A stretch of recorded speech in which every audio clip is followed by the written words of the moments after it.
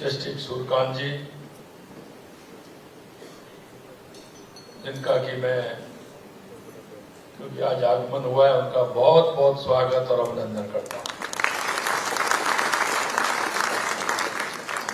माननीय न्यायाधीश सर्वोच्च न्यायालय जस्टिस एहसानुद्दीन अमानुल्लाह खान जी, माननीय कार्यवाहक न्यायाधीश राजस्थान उच्च न्यायालय जस्टिस संजीव प्रकाश जी शर्मा साहब, माननीय न्यायाधीश राजस्थान उच्च न्यायालय जस्टिस पुष्पेंद्र सिंह जी भाटी जी, माननीय न्यायाधीश सर्वोच्च न्यायालय राजेश बिंदल जी, माननीय न्यायाधीश सर्वोच्च न्यायालय पीवी बराले जी, माननीय न्यायाधीश सर्वोच्च न्यायालय श्री एन कोटेश्वर सिंह जी, माननीय हमारे उप मुख्यमंत्री दिया कुमारी जी, दूसरे हमारे उप मुख्यमंत्री प्रेमचंद बैरवा जी, इस समारोह में विराजमान माननीय उच्च न्यायालय के न्यायाधीशगण, समारोह में विराजमान सभी अधिकारीगण, सभी जिला न्यायाधीश, हमारे एजी डबल जी, सभी अधिवक्ता और प्यारे छात्र और छात्रा, सबसे पहले तो मैं इस कार्यक्रम में आने का आपको सभी का हार्दिक स्वागत करता हूं, अभिनंदन करता हूं। ये हमारा सौभाग्य है, देश के हमारे सर्वोच्च न्यायालय के मुख्य न्यायाधीश श्री सूर्यकांत जी हमारी इस राजस्थान की शक्ति और भक्ति की इस वीर भूमि पर पधारे हैं। मैं आपका बहुत बहुत हार्दिक स्वागत और अभिनंदन करता हूं। ये राजस्थान के लिए गर्व और सौभाग्य का क्षण है। आज हम सब यहाँ एक बहुत ही महत्वपूर्ण विषय पर आयोजित कार्यक्रम में एकत्रित हुए हैं, क्योंकि ये आज के समय में हम इसको बहुत बड़ी चुनौती भी कह सकते हैं और उसे दुधारी तलवार भी कह सकते हैं। इसका फायदा है तो हमें उससे साफ सचेत भी रहना है। आज हम सब यहाँ एक बहुत ही महत्वपूर्ण विषय जो हमारा है, साइबर सुरक्षा के समय में एक महत्वपूर्ण, जैसा मैंने कहा, चुनौती भी है। ऐसे समय में साइबर सुरक्षा पर यह सम्मेलन एक बहुत ही प्रशंसनीय पहल है और मैं देख रहा हूं कि जिस तैयारी के साथ आपने जो ये सम्मेलन रखा है उसके लिए भी मैं आपको बहुत बहुत धन्यवाद देता हूं, क्योंकि लगातार आपने जिस तरह का विजन इसका लिया है और लगातार आपने जिस तरह से आपने जो साहित्य संग्रहण किया है और हर विषय को छुआ है, क्योंकि इसकी तैयारी, इसकी पहल हम कैसे जन में जागरूकता के माध्यम से उन सभी को जिनके इरादे गलत होते हैं उनको किसी भी तरह का मौका नहीं मिले, हम पहले से ही जन में ये सावचेत करने के लिए पूरी तैयारी के साथ इस सम्मेलन को कर रहे हैं। इस सम्मेलन की थीम साइबर सुरक्षा, जागरूकता, संरक्षण और न्याय तक समावेशी पहुंच आज के समय में सबसे जरूरी और प्रासंगिक मांग है। इस थीम का सार यही है कि डिजिटल की दुनिया में न्याय भी सुलभ और सुरक्षा भी सुनिश्चित हो, और सुरक्षा सुनिश्चित होगी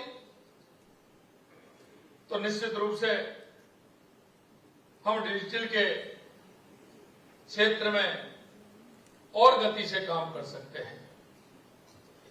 डिजिटल युग में जहां एक और न्याय तक पहुंच आसान हुई है, वहीं दूसरी ओर नए प्रकार के खतरे भी सामने आए हैं।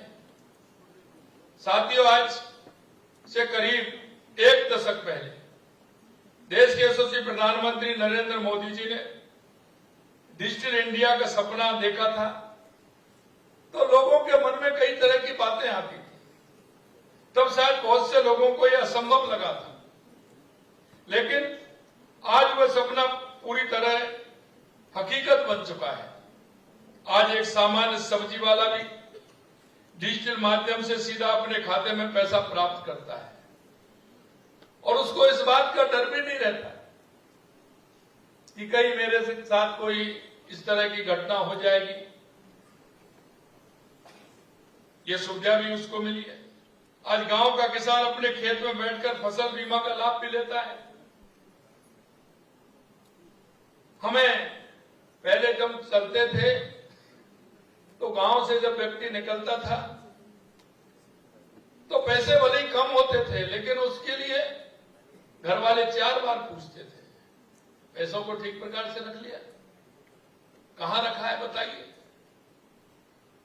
किस तरह से आप ले जा रहे हो, कोई बड़ा सामान लेने जा रहे हो, तो बड़ी चिंता रहती थी। आज उस चिंता से मुक्त है, क्योंकि चिंता है ही नहीं, जाएंगे मोबाइल से तुरंत उसका पेमेंट कर देंगे। लेकिन इस स्थिति में हमको उतना ही सावचेत भी रहना है। गरीब की पेंशन बिना किसी बिचौलिए के सीधी उसके खाते में पहुंचती है। पहले आप देखते थे, लोग कहते थे कि उसका जो अंतिम पायदान पर व्यक्ति बैठा है उसको पूरी सुविधा नहीं मिल रही है, लेकिन मैं धन्यवाद देना चाहता हूं देश के यशस्वी प्रधानमंत्री नरेंद्र मोदी जी को कि उन्होंने पूरा पैसा जो उस व्यक्ति के पास पहुंचना चाहिए वो डिजिटल माध्यम से पूरा का पूरा पैसा पहुंच रहा है। और मैं आपको ये भी बताना चाहता हूं कि आज जो भी योजनाएं होती हैं, लाभकारी योजनाएं होती हैं, वो किसी ना किसी को कुछ देते हैं तो सामान पहले खरीदते हैं, लेकिन देश के यशस्वी प्रधानमंत्री नरेंद्र मोदी जी कहते हैं कि ऐसा काम करिए जो सीधे उसके खाते में जाए। तो डिजिटल माध्यम से वो उनके खाते में जाते हैं, उनको पूरा का पूरा लाभ मिलता है। ये हमारी डिजिटल की जो क्रांति है उसके कारण ही हुआ है। एक साधारण नागरिक घर बैठे अपनी शिकायत दर्ज करा सकता है। ई कोर्ट पोर्टल के माध्यम से एक आम नागरिक अपने मुकदमे की स्थिति घर बैठे जान सकता है। वीडियो कॉन्फ्रेंसिंग के जरिए सुनवाई होती है, जिससे दूर दराज के गांव का व्यक्ति भी बार बार अदालत के चक्कर काटने से बच जाता है। ऑनलाइन मध्यस्थता और लोक अदालत प्लेटफॉर्म ने विवादों को सुलझाने का एक सरल और तेज रास्ता खोला है। इससे न केवल न्याय त्वरित और सुलभ हुआ है, आज डिजिटल न्याय प्रणाली का एक ऐसा माध्यम बन चुकी है जो समाज के अंतिम छोर पर खड़े इंसान को भी राहत देने का काम कर रही है। साथियों, हर प्रगति के साथ एक चुनौती भी आती है और यह स्वाभाविक है। आप कोई भी देख लीजिए, जब गांव में बिजली आई थी तो कहते थे बिजली आ गई, फायदा तो बहुत है, लेकिन उसे सावचेत भी रहना है, उसको किस तरह से यूज करना है ये भी था। गांव में उस समय ये कहते थे कि बिजली तो आई है लेकिन परेशानी है, लेकिन लाभ भी है। इस तरह की कई बातें होती हैं जो एक कोई ना कोई चुनौती तो वो लेकर के आती हैं, उनके साथ चेतना से काम करना होता है। जैसे डिजिटल दुनिया का विस्तार हुआ है, वैसे वैसे साइबर अपराध के नए नए रूप भी सामने आने लगे हैं। अभी हमारे माननीय न्यायपति पुष्पेंद्र जी बता रहे थे, उन्होंने कहा कि किस तरह से स्थिति होती है, एक सेकंड में उस गरीब के सपने चूर हो जाते हैं। उस गरीब के मन में उस समय क्या स्थिति होती होगी। लेकिन कुछ एक बात और मैं कहना चाहता हूं, कुछ लालच भी करा देता है। व्यक्ति के मन में लालच आता है तो वो भी करा देता है। तो लालच को भी हमें रोकना होगा, क्योंकि कभी कभी तो हम वो सीधा सीधा कहते हैं लेकिन हम समझ नहीं पाते, उसका काम नहीं समझ पाते। हमारा काम समझ में आता है कि हाँ ये हमें लालच दे रहा है तो इसमें हमें आ जाना चाहिए। हमें जनता को इससे भी सावचेत करना चाहिए कि किसी तरह के लालच में नहीं आना है। ऑनलाइन ठगी, डेटा चोरी, फर्जी लिंक, साइबर बुलिंग और डिजिटल धोखाधड़ी वे आज की सबसे बड़ी चुनौती है। एक बुजुर्ग को फोन आता है और वह अपनी जीवन भर की जमा पूंजी चंद मिनटों में गवा देता है। एक महिला को डिजिटल माध्यम से परेशान और प्रताड़ित किया जाता है। एक युवा लालच में आकर किसी साइबर जाल में फंस जाता है और वो आजीवन परेशान रहता है। ऐसे में सबसे पहली और सबसे बड़ी जरूरत है जागरूकता की। और निश्चित रूप से मैं पुनः धन्यवाद देता हूं कि आपने ये पहल की है। वास्तव में आज के समय में अगर कोई ज्यादा परेशानी में है तो इसको अगर परेशानी में नहीं है तो सोच करके परेशानी में है। हमेशा वो उसके दिल में दिमाग में ये रहता है कि कहीं मैं काम तो कर रहा हूं, फोन आया है, इसको उठाऊं या नहीं उठाऊं।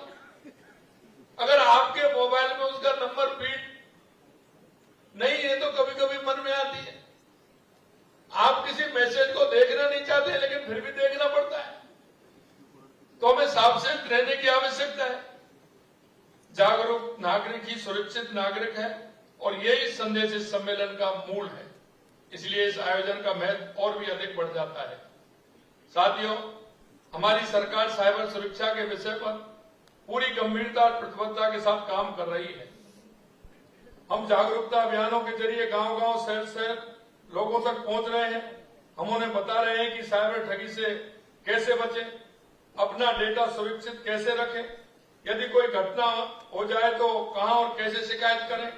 हमारा मानना है कि सबसे बड़ी सुरक्षा जागरूक नागरिकता की है। प्रदेश में साइबर अपराधों को नियंत्रण एवं रोकथाम के लिए Rajasthan cyber crime control centre R4C की स्थापना की जाएगी। इसके साथ ही हमारी सरकार के द्वारा साइबर अपराधियों पर कठोर कार्रवाई भी सुनिश्चित की जा रही है। और इसी के तहत मैं आपसे आज कहना भी चाहता हूं, तो मुझे आपको बताते हुए हर्ष हो रहा है कि आज क्योंकि हमारे संजीव प्रकाश जी, माननीय हमारे चीफ जस्टिस साहब ने, कार्यवाहक चीफ जस्टिस साहब ने हमसे अभी कहा है, और ऐसा मौका कहां मिलेगा जी कि हमारे भारत के मुख्य न्यायाधीश विराजमान हैं। तो मैं कहना चाहता हूं कि मुझे आपको बताते हुए हो रहा है कि साइबर अपराधों की रोकथाम की और अधिक प्रभावी बनाने के लिए हम राजस्थान में विशेष साइबर कोर्ट की स्थापना भी करेंगे।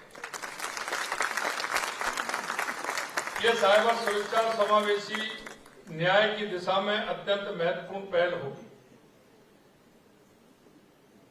ऑपरेशन एंटीवायरस अभियान के तहत हमने बड़ी संख्या में साइबर अपराधियों को पकड़ा और उन्हें जेल की सलाखों के पीछे पहुंचाया। राजस्थान में 3 नए कानूनों को जमीनी स्तर पर लागू किया जा रहा है। इन नए कानूनों के माध्यम से राजस्थान देश में सबसे तीव्र गति से न्याय पहुंचाने वाले राज्यों में से एक बन गया है। हमारी सरकार का संदेश एकदम स्पष्ट और कठोर है कि राजस्थान की धरती पर किसी भी अपराधी के लिए कोई जगह नहीं है, चाहे वो अपराध जमीन पर करे या स्क्रीन के पीछे छुपकर करे। अपराध अपराध होता है और उसकी सजा उसे अवश्य मिलेगी। इसके साथ साथ हम कानूनी प्रक्रियाओं में भी नवाचार लाने के लिए प्रतिबद्ध हैं। आज राजस्थान में ई कोर्ट्स का तेजी से विस्तार किया जा रहा है। ऑनलाइन मध्यस्थता प्लेटफॉर्म, लोक अदालत का डिजिटल विस्तार, महिला पंचायत स्तर पर सामुदायिक मध्यस्थता, ये सभी उसी सोच के परिणाम हैं। हम चाहते हैं कि न्याय केवल बड़े शहरों की अदालत तक सीमित न रहे। हमारी सरकार का मानना है कि चाहे वो एक गरीब किसान हो, एक मजदूर हो, महिला हो, एक दूर दराज के गांव का बुजुर्ग, सबको न्याय मिले।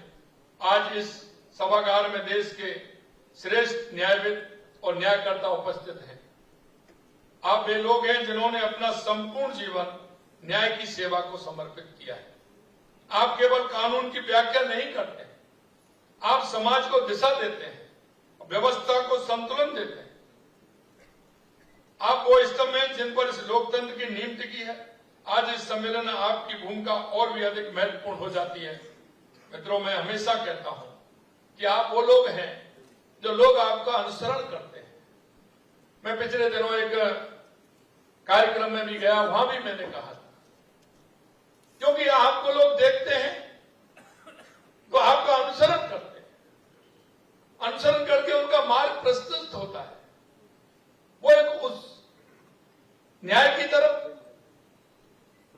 देखते हैं और आप आप जो कहते हैं उसको वो मानते हैं, क्योंकि समाज में मान्यता है। और आप सही माने में मैं कहूं तो आप राष्ट्र की आत्मा है। आप उन लोगों को जो परेशान, दुखी, प्रताड़ित, उसका न्याय आपके द्वारा जब मिलता है तो उसके जीवन में संतोष का भाव पैदा होता है और जीवन में उसे विश्वास होता है। और ये अवधारणा आज की नहीं है, चाहे किसी का शासन रहा हो, लेकिन न्याय की अवधारणा, न्याय के प्रति सम्मान, न्याय के प्रति लोगों का भाव और भावना उनके अंदर की आत्मा इस बात को जानती है, पहचानती है और उसके आधार पर वो विश्वास भी करती है। मैं आपसे यही कहना चाहता हूं कि आपके वर्षों के अनुभव, आपकी गहरी समझ और आपके मार्गदर्शन से इस सम्मेलन में ऐसी नीतियां, विचार उभरेंगे जो आम नागरिक के जीवन को सीधे प्रभावित करेंगे। साइबर सुरक्षा के क्षेत्र में जो दिशा निर्देश इस सम्मेलन से निकलेंगे, जो विचार यहां साझा किए जाएंगे, वे कानून बनाने वालों के लिए एक मजबूत आधार बनेंगे और साइबर सुरक्षा को मजबूत बनाने का काम करेंगे। आप सभी की उपस्थिति इस आयोजन को और अधिक गरिमापूर्ण एवं ऐतिहासिक बनाती है। यह सम्मेलन एक ऐसी शुरुआत है जो आने वाले समय में समाज में और बड़ा समावेशी न्याय, सकारात्मक बदलाव लाएगी। साइबर सुरक्षा और समावेशी न्याय, यह हम सभी का संकल्प है। इस संकल्प को पूरा करने के लिए सरकार और न्यायपालिका और समाज तीनों को मिलकर काम करना होगा। अंत में एक बार पुनः माननीय हमारे मुख्य अतिथि न्यायमूर्ति न्यायाधिपति श्री सूर्यकांत जी और यहाँ उपस्थित सभी को मैं पुनः सभी विद्वान जनों को हृदय की गहराइयों से आप सभी का बहुत बहुत अभिनंदन करता हूं, आभार व्यक्त करता हूं। आप सभी को बहुत बहुत धन्यवाद। जय हिंद, जय भारत, जय राष्ट्र।